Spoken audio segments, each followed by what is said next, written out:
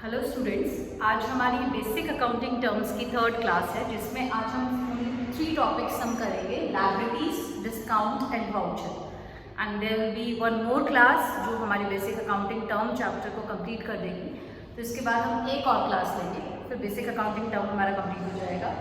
तो आज हम स्टार्ट करते हैं पहले लायबिलिटीज से। आपने एसेट्स पढ़ा था, एसेट्स में हमने पढ़ा था, अगर मैं क्विक रिवीजन कराना चाहूँ तो वो इकोनॉमिक रिसोर्सेज जो हमें फ्यूचर में इकोनॉमिक बेनिफिट दे उसको हम एसेट्स बोलते हैं, जिसमें हमने 2 कैटेगरी करी थी, current assets and non current assets. Current assets में हमने कहा था कि अगर एक अकाउंटिंग पीरियड में हमें इकोनॉमिक बेनिफिट मिल जाते हैं उस इकोनॉमिक रिसोर्स से तो वो हमारे लिए करंट एसेट्स है, और अगर हमें एक अकाउंटिंग पीरियड से ज़्यादा तक वो इकोनॉमिक बेनिफिट ड्राइव होते हैं तो उसको हम कहते हैं non current assets. Similar way में हमारे पास लायबिलिटी एक टर्म है बेसिक अकाउंटिंग टर्म में। लायबिलिटी को हम क्या बोलेंगे? लायबिलिटी क्या है? वो ऑब्लिगेशंस हैं या वो डेट्स हैं। अगेन डेट इसकी तरह बी इज साइलेंट, है ना। तो ऑब्लिगेशंस या डेट्स हैं जो कि हमें एक फर्म को, हमें के मतलब है कि जब मैं हमें कह रही हूँ इसका मतलब मैं एक फर्म की बात कर रही हूँ, बिजनेस की बात कर रही हूँ, ठीक है। तो कोई भी वो ऑब्लिगेशन या वो डेट, वो कर्ज है ना, वो उधार या वो ऑब्लिगेशन उधार नहीं है लेकिन आपको पे करना है किसी और रीजन की वजह से, जो हम आगे पढ़ेंगे, ठीक है। जो फर्म को पे करना है कब? फ्यूचर में किसी एक पर्टिकुलर टाइम पे, तो उसको हम कहते हैं कि लायबिलिटी है। फर्म के लिए क्या है? लायबिलिटी है। तो यानी कि अगर आप क्विकली देखना चाहें तो एसेट्स जो है वो फर्म के लिए बेनिफिट्स लेके आते हैं और लायबिलिटी जो है वो फर्म के लिए ऑब्लिगेशंस लेके आती है, ठीक है, रिस्पॉन्सिबिलिटीज लेके आती है। फॉर एग्जाम्पल, अगर फर्म ने किसी बैंक से लोन ले रखा है तो वो जो लोन है वो फर्म के लिए एक ऑब्लिगेशन है, क्योंकि वो लोन जो है वो एक फ्यूचर टाइम पे फर्म को पे करना पड़ेगा, इसलिए वो फर्म की लायबिलिटी है। लेकिन अगर जो लोन लिया तो उससे जो बैंक बैलेंस बढ़ा या कैश बैलेंस बढ़ा बैंक फर्म का, तो वो जो कैश बैलेंस या वो जो बैंक बैलेंस है वो फर्म के लिए एसेट है। इसलिए मैंने आपको, जब मैंने अकाउंटिंग की डेफिनेशन बताई थी तो मैंने कहा था कि अकाउंटिंग जो है वो आपकी डबल एंट्री सिस्टम पे बेस्ड है। यहाँ पे हुआ ना कि जब आपने लोन लिया तो एक तरफ आपकी क्या बढ़ गई? एसेट्स बढ़ गई, और एक तरफ आपकी क्या बढ़ गई? लायबिलिटी बढ़ गई। ये आपको प्रैक्टिकल में काम आएगा, प्रैक्टिकल बेस में, कि लोन लिया तो सिर्फ लायबिलिटी नहीं बढ़ी है हमारी क्या बढ़ी? हमारा कैश बैलेंस और बैंक बैलेंस भी बढ़ा, जिससे हमारी एसेट्स भी उतनी बढ़ गई। इसलिए हम कहते हैं डबल एंट्री सिस्टम पे हमारी अकाउंटिंग वर्क करती है। समझ आ गया? ओके। तो लायबिलिटी का क्या मतलब है? कोई भी ऐसी ऑब्लिगेशन या डेट जो फर्म को किसी फ्यूचर टाइम पे करना पड़े उसको हम कहते हैं लायबिलिटी है फर्म की, ठीक है। अब लायबिलिटी भी एसेट्स की तरह 2 पार्ट्स में डिवाइडेड है। One is current liability, another one is non current liability. Current liability कौन सी? जो विद इन अकाउंटिंग पीरियड पे करनी पड़े, with in an accounting period जो पे करनी पड़े वो क्या है? वो करंट लायबिलिटी है। और जो एक अकाउंटिंग पीरियड के बाद में पे करनी पड़े वो हमारे लिए कौन सी लायबिलिटी है? वो नॉन करंट लायबिलिटी है, ठीक है, आफ्टर वन अकाउंटिंग पीरियड। या फिर दूसरे आसान शब्दों में अगर मैं बोलना चाहूँ तो नेक्स्ट बैलेंस शीट की डेट से पहले जो पे करनी पड़ेगी वो करंट लायबिलिटी है, और नेक्स्ट बैलेंस शीट की डेट के बाद जो पे करनी पड़ेगी वो नॉन करंट लायबिलिटी है। मतलब ऐसी कोई लायबिलिटी जो इस बैलेंस शीट में भी है और नेक्स्ट में भी आएगी वो नॉन करंट है, और जो नेक्स्ट से हट जाएगी, नेक्स्ट में नहीं आएगी, वो हमारे लिए करंट लायबिलिटी है। अब करंट लायबिलिटी और नॉन करंट लायबिलिटी के हमारे पास कंपनीज एक्ट में 4 पार्ट्स दे रखे हैं, उसको मैं क्विकली आपको रिवाइज कराऊंगी। फर्स्ट है शॉर्ट टर्म बोरोइंग। बोरोइंग मतलब आपने उधार लिया है, जैसे आप बैंक से लोन को उधार लेते हैं, जैसे आप बोरो करते हैं अपने फ्रेंड से, किसी दूसरी फर्म से, किसी कंपनी से, किसी फाइनेंशियल इंस्टीट्यूशन से। तो जब भी आपने लोन लिया है, जब भी आपने बोरो किया है, अगर वो एक अकाउंटिंग पीरियड के अंदर आपको पे करना है तो वो शॉर्ट टर्म बोरोइंग हो गई, है ना। और वही अगर आपको एक अकाउंटिंग पीरियड के बाद वो बोरो जो आपने किया था वो पे करना है तो वो लॉन्ग टर्म बोरोइंग होगी। फॉर एग्जाम्पल, अगर आपने बैंक लोन लिया है, वो अगर आपने 1 साल के लिए लिया है तो वो आपके लिए शॉर्ट टर्म बोरोइंग है, और वो अगर आपने 2 साल के लिए लिया है तो वो आपके लिए लॉन्ग टर्म बोरोइंग है। क्लियर है? उसके बाद है ट्रेड पेबल्स। हमने पिछली क्लास में क्रेडिटर्स की बात की थी। हाँ, हमने ट्रेड रिसीवेबल्स की भी बात की थी लास्ट क्लास में। लास्ट क्लास में मैंने जब ट्रेड रिसीवेबल्स की बात की थी तो मैंने कहा डेटर्स जो हमारी ओरल हमारे एग्रीमेंट्स हैं, अगर वो रिटर्न में हम ले लेते हैं तो वो हमारे लिए बिल्स रिसीवेबल बन जाते हैं और दोनों को मिला के ट्रेड रिसीवेबल बन जाते हैं। इसी तरह से हमारे हैं ट्रेड पेबल्स जो क्रेडिटर्स हैं। क्रेडिटर्स के मैंने क्या कहा था, जिससे भी हमने गुड्स जो हैं वो उधारे लिए हैं, है ना, क्रेडिट पे लिए हैं, जो हमारे सप्लायर्स हैं जिनसे हमने क्रेडिट पे परचेज किया है उसको हम क्रेडिटर्स बोलते हैं। ये एक ओरल ऑब्लिगेशन है। अगर वो क्रेडिटर हमसे चाहे कि हम उसको लिखित में दे दें, रिटर्न में हमारी जो कंसेंट है वो दे दे कि हाँ हम उनकी पेमेंट 2 महीने बाद, 3 महीने बाद, 4 महीने बाद कर देंगे, तो वो जो बिल बनेगा, क्योंकि रिटर्न हमें हो गया उसको हम बिल बोलेंगे, उसको हम कहते हैं बिल्स पेबल। उसको क्या बोलते हैं? Bills payable. और ये दोनों मिला के हमारे लिए क्या बन जाते हैं? ट्रेड पेबल्स बन जाते हैं। वापस मैं बताना चाहूंगी, ट्रेड पेबल्स सिर्फ गुड्स जब हम क्रेडिट पे खरीदते हैं उसके लिए यूज होते हैं। अदर अगर हमने कुछ खरीदा है क्रेडिट पे उसके लिए ट्रेड पेबल्स यूज नहीं होंगे। अगर वो पेमेंट हमें शॉर्ट टर्म में करनी है, मतलब एक अकाउंटिंग पीरियड में करनी है, तो वो अदर करेंट लायबिलिटी में आ जाएगा। मतलब अदर देन गुड्स अगर हमने खरीदा, फॉर एग्जांपल हमने फर्नीचर खरीदा है उधार पे, तो वो हमारे क्रेडिटर्स फॉर फर्नीचर हुए। अगर हमने इसी अकाउंटिंग पीरियड में वो पेमेंट करनी है तो वो हमारे लिए क्या हो जाएगा? Other current liability. और अगर हमें वो जो पेमेंट है वो एक अकाउंटिंग पीरियड के बाद तक करनी है, कई बार हम जैसे मानो हमने लैंड एंड बिल्डिंग ले ली है ना, और वो हम इंस्टॉलमेंट्स में दे रहे हैं, तो वो हम कुछ पेमेंट इस साल करेंगे, कुछ पेमेंट बाद में करेंगे, है ना। इंस्टॉलमेंट्स में बाद में जाएगी, नेक्स्ट बैलेंस शीट की डेट के बाद तक जाएगी।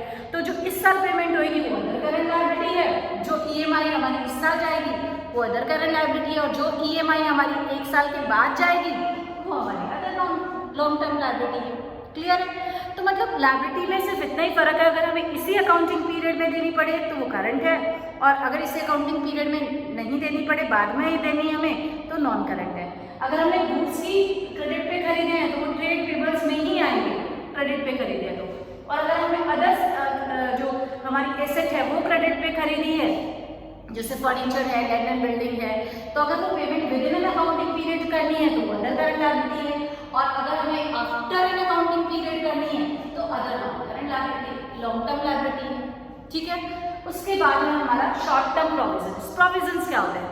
आपने मान लो एक मोबाइल खरीदने अच्छा सा, है ना, और वो आएगा 15,000 रुपये का, और आपको पता है आपके पास अभी पैसे नहीं है 15,000 रुपये, एंड यू आर एक्सपेक्टिंग कि दिवाली तक मैं वो 15,000 रुपये का मोबाइल खरीद लूँगा। अभी आपके पास बैलेंस है 5,000 रुपये, 10,000 और रुपये और चाहिए, तो आप क्या करोगे? आप पैसे बचा के रखोगे। जब एक्सपेक्टेड एक्सपेंडिचर है फर्म के लिए, एक्सपेक्टेड एक्सपेंडिचर या एक्सपेक्टेड लॉसेज हैं। एक्सपेंडिचर तो जैसे समझ आ गया, फॉर एग्जांपल फर्नीचर की रिपेयर करानी है, लैंड एंड बिल्डिंग की रिपेयर करानी है, मेंटेनेंस चार्जेस हैं, तो उसके लिए हमारे क्या है? हमारे एक्सपेक्टेड एक्सपेंडिचर्स हैं। लॉसेस कैसे हैं हमारे? एक्सपेक्टेड लॉसेस कैसे हैं? फॉर एग्जाम्पल आपने क्रेडिट पे सेल किया, वो आपके डेटर्स बन गए, ठीक है, हो सकता है वो डेटर आपको पैसा ना दे। देखो, एक फर्म में पैसे डूबते हैं तो वो आपके लिए एक्सपेक्टेड होता है कि जैसे 2% हमारे पैसे डूब जाते हैं, उसको हम कहते हैं बैड डेट्स। क्या बोलते हैं उसको? Bad debts. यानी कि वो उधार जो हमारी डूबने वाली है, वो उधार जो हमने दी है और हमारी डूबने वाली है, तो हमें पता है हर साल डूबते ही हैं, तो हम क्या करते हैं? अभी आप अकाउंटिंग प्रिंसिपल पढ़ेंगे, मैचिंग कॉन्सेप्ट पढ़ेंगे, एक कंजर्वेटिव कॉन्सेप्ट पढ़ेंगे, उसमें आप देखेंगे कि हमें लग रहा है कि फ्यूचर में कोई लॉस होने वाला है या फ्यूचर में कोई एक्सपेंडिचर आने वाला है, तो हम उसके लिए पहले से ही प्रोविजन बना लेते हैं, पहले से ही उसको मतलब उसके लिए पैसा बचा लेते हैं। ठीक है? तो उसको हम कहते हैं शॉर्ट टर्म प्रोविजंस, जैसे provision for repair, provision for maintenance, provision for bad debts, है ना।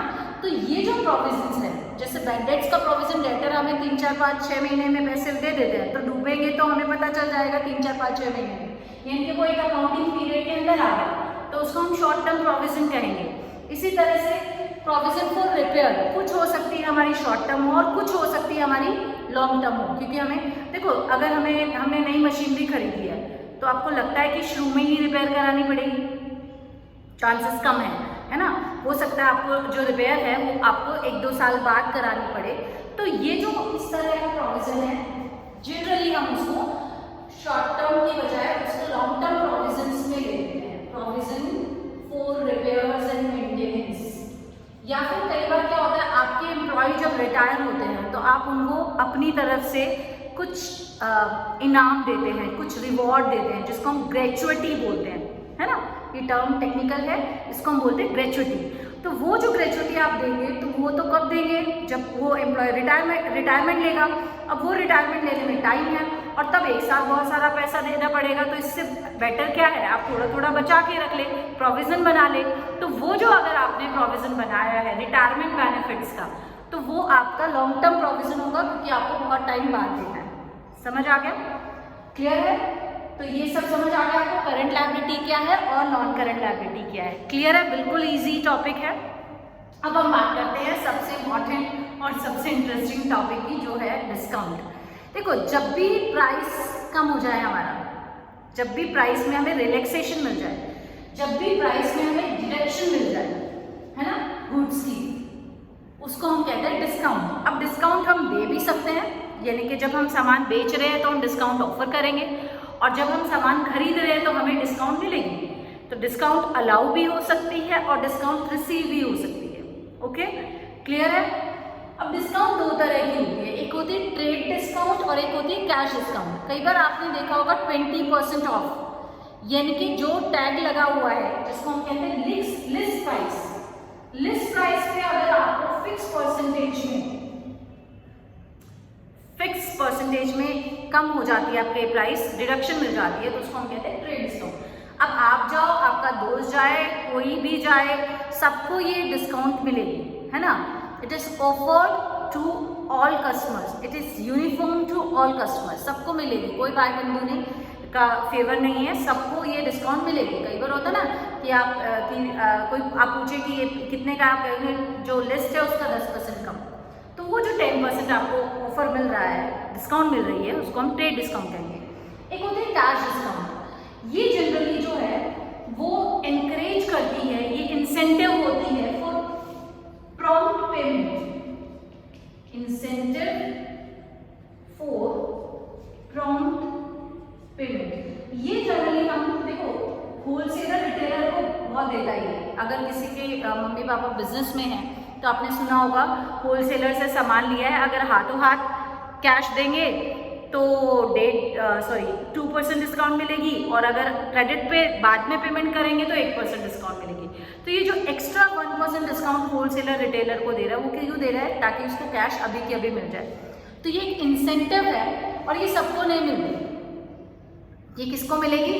जब आप कैश पेमेंट कर रहे हैं, ठीक है। और ज़रूरी नहीं सब कैश पेमेंट वालों को मिले, कई बार हो सकता है किसी को मिले किसी को नहीं मिले, पर जनरली ये कैश पेमेंट को एनकरेज करने के लिए, प्रॉम्प्ट पेमेंट को एनकरेज करने के लिए मिलती है। ठीक है, क्लियर है? अब बात करते हैं हम वाउचर। वाउचर क्या है? देखो जब आप कोई ट्रांजेक्शन करते हैं तो आपको एक एविडेंस मिलता है, जिसको हम जनरली सोर्स डॉक्यूमेंट या वाउचर बोल देते हैं। ठीक है, जैसे मान लो आप फीस जमा कराते हैं अपने स्कूल की, तो आपको एक रसीद मिलती है, रिसीट मिलती है, उसको हम कहते हैं कि वो हमारे लिए वाउचर है, सोर्स डॉक्यूमेंट है ना। आप पैसा बैंक में जमा कराते हैं तो आपको एक काउंटर फोलियो मिलता है ना, एक साइड में स्लिप मिलती है, वो आपके लिए एविडेंस है। तो ट्रांजेक्शन देखो, आपने अकाउंटिंग में आप सीखोगे कि अकाउंटिंग ऑब्जेक्टिव है। ऑब्जेक्टिव मतलब वेरीफाइबल है, उसका प्रूफ है, हर ट्रांजेक्शन का प्रूफ है। आप सामान खरीदते हो, आपको सामने से बिल मिलता है, आप सामान बेचते हो, आप बिल देते हैं, आप कोई भी पेमेंट जमा कराते हो, आपको रसीद मिलती है ना। आप कोई भी पेमेंट करते हो, अगर आपने चेक से पेमेंट की तो बैंक की पासबुक आपके लिए वो एविडेंस है। तो वो सारे डॉक्यूमेंट्री एविडेंस जो ट्रांजेक्शन के को सपोर्ट करते हैं कि हाँ ये ट्रांजेक्शन हुई है, आप ट्रांजेक्शन को वेरीफाई कर पाते हैं। और इसलिए हम कहते हैं अकाउंटिंग रिलायबल होती है। रिलायबल कैसे होती है कि उसमें आपके पास डॉक्यूमेंट्री एविडेंस होता है और उसका आपके पास वाउचर होता है। क्लियर है, समझ आ गया? तो आज हमने क्या क्या पढ़ा? हमने लायबिलिटी पढ़ी। लायबिलिटी क्या है? एक ऑब्लिगेशन है ना, एक डेट है जो कि फर्म को किसी फ्यूचर टाइम पे करना है। ये 2 तरह का होता है, current and non current. Current यानी कि जो आपने इसी साल पे करना है, एक ही अकाउंटिंग पीरियड में पे करना है। नॉन करंट यानी कि जो आपको नेक्स्ट अकाउंटिंग ईयर में पे करना है। क्लियर है? डिस्काउंट आपके लिए क्या है? डिस्काउंट आपके लिए प्राइस में डिडक्शन है। ये 2 तरह की होती है, trade discount and cash discount. Trade discount list price पर फिक्स्ड होती है और कैश डिस्काउंट सिर्फ कैश पेमेंट पे ही दी जाती है। क्लियर है? उसके बाद है वाउचर। ये डॉक्यूमेंट्री एविडेंस है जो आपकी ट्रांजेक्शन का एक प्रूफ है, सपोर्ट है कि हाँ ये ट्रांजेक्शन हुई है, और ये अकाउंटिंग को ज़्यादा रिलायबल बनाती है। क्लियर है, समझ आ गया? तो नेक्स्ट क्लास में हमारे 4-5 टर्म्स और बची हैं, वो मैं क्योंकि वो एक जैसी टर्म्स हैं तो मैं एक साथ उनको लेना चाहूँगी। Thank you very much for the day. God bless you all.